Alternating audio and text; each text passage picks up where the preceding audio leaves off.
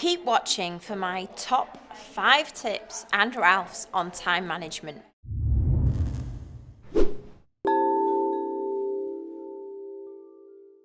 Number 1, don't book things in your calendar for round numbers like half an hour or an hour.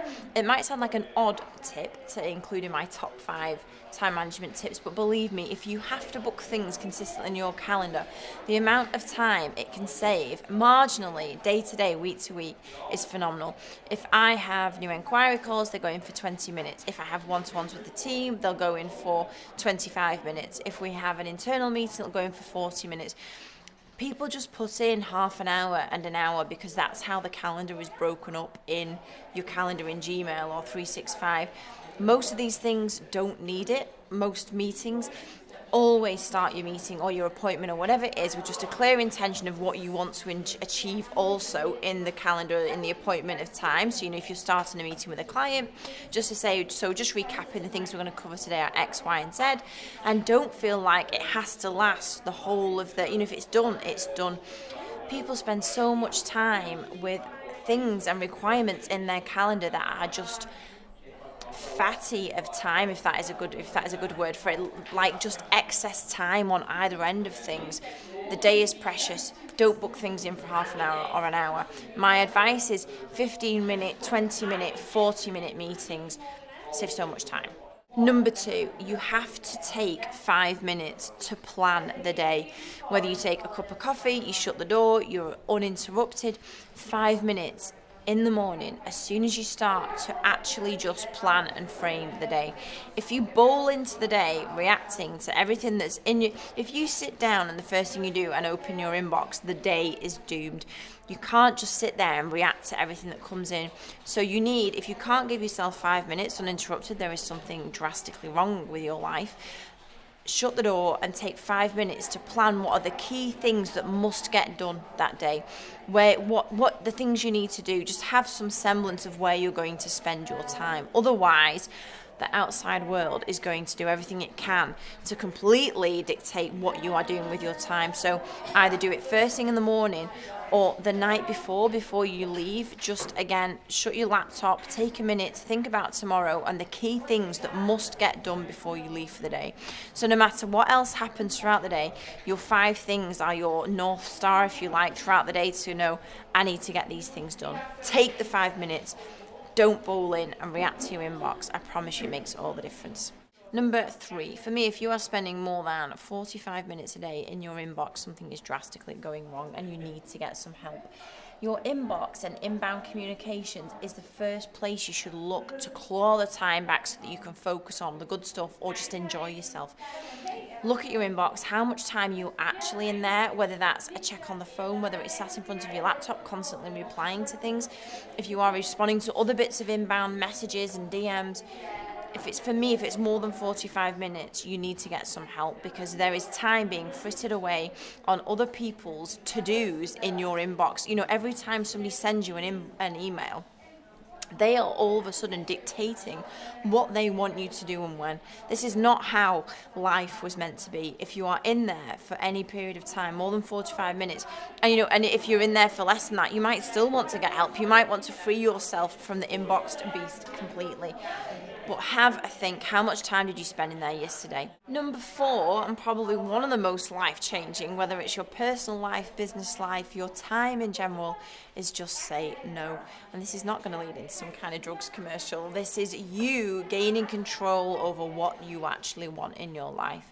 And while I know it gets talked a lot about in our office, FOMO, while people might experience and think they're going to miss FOMO if they say no to lots of things, the actual experience of having FOMO is so much better than your calendar being jam-packed, having to attend everything.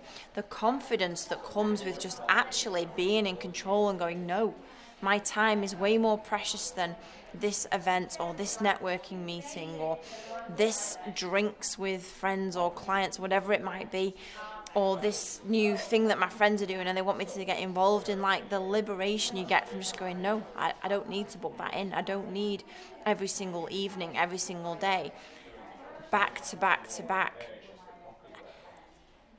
The good stuff that comes from having space in your head, in life, in your calendar, to be able to do the things that you actually really want to do, that are meaningful to you, to have long periods of time to focus on the good stuff, to be able to think properly and deeply. Rushing from one thing to another is a distraction. I'm sure, and don't get me wrong, you know, in the earlier days of starting my business and I had networking meetings booked back to back, but it feels busy, it feels productive.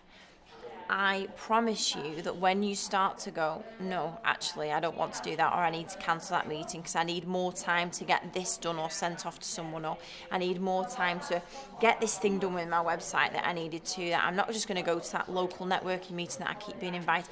Like, these are just random examples, and they might not apply to you, but I'm sure stuff applies to you where you get invited to things, and sometimes you might find yourself going, yeah, that's great, and actually knowing that deep down you would really have loved just to stay in because you're having a hectic week, that you would really have loved to be in the office all day without interruption so you can focus on something that's been on your to-do list for ages that you'd love to get done.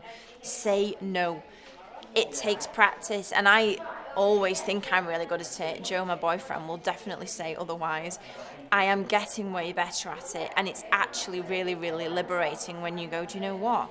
Like, at the moment now, the next month, over like the next 3-4 weeks, are pretty empty for me, and I am being really specific about, unless I'm speaking to new customers, new inquiries, I am keeping everything else out there, whether it's internal meetings in my PA, one-to-ones, I've pushed them back. Like, I want to keep the time free to get the stuff done before the end of the year to finish in the right way.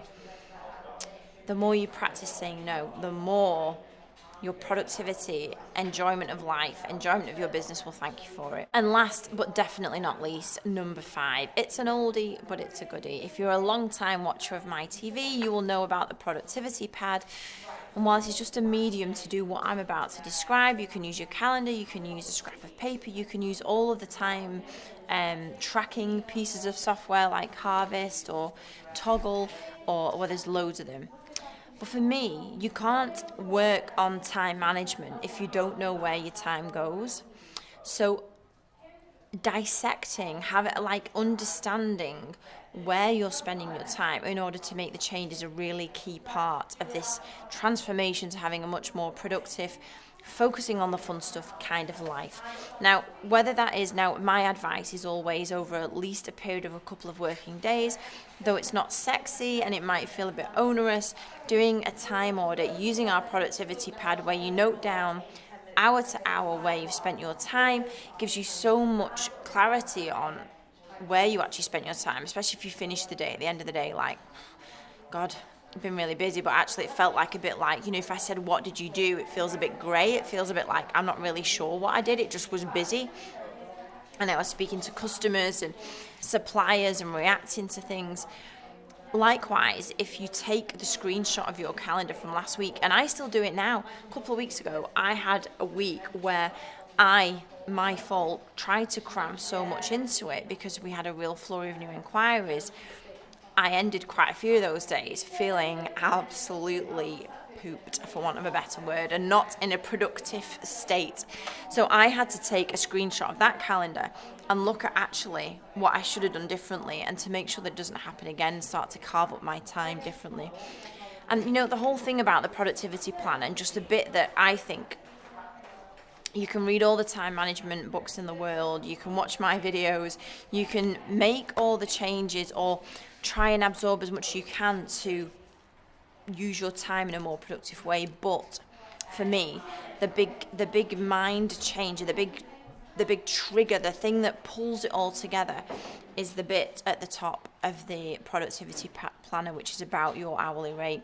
And ultimately, when it really clicks with you, if, for example, you want to be earning, I'm not even going to use examples because for everybody's is different. If you want to be earning 50 grand a year, 100 grand a year, 200 grand a year, when you actually break that down to understand what the hourly rate is on this figure that makes your life good and plentiful in it, you can do the things that you want and you can have the time.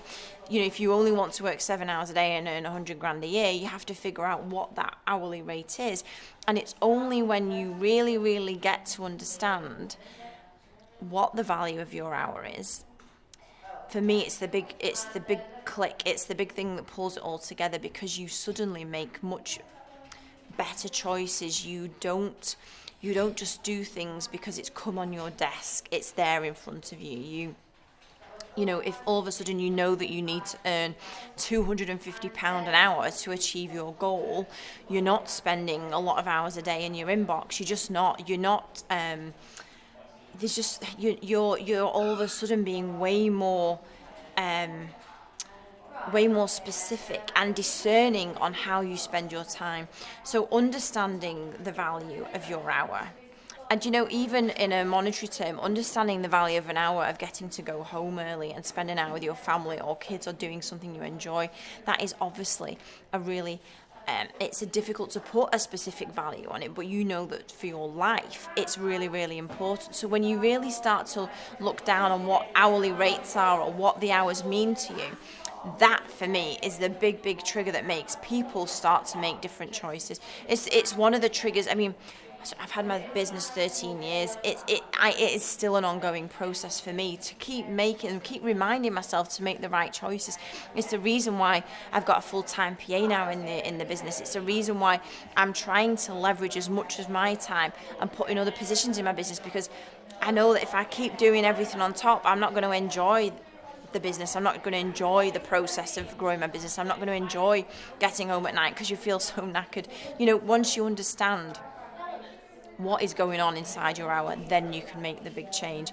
So if you would like a productivity pad, I'm promising a lot from this productivity pad, I realise, on point number 5, but honestly, getting clarity on what your hourly rate is and what you're doing in that hour, a lot of people understand that the two are not congruent with each other.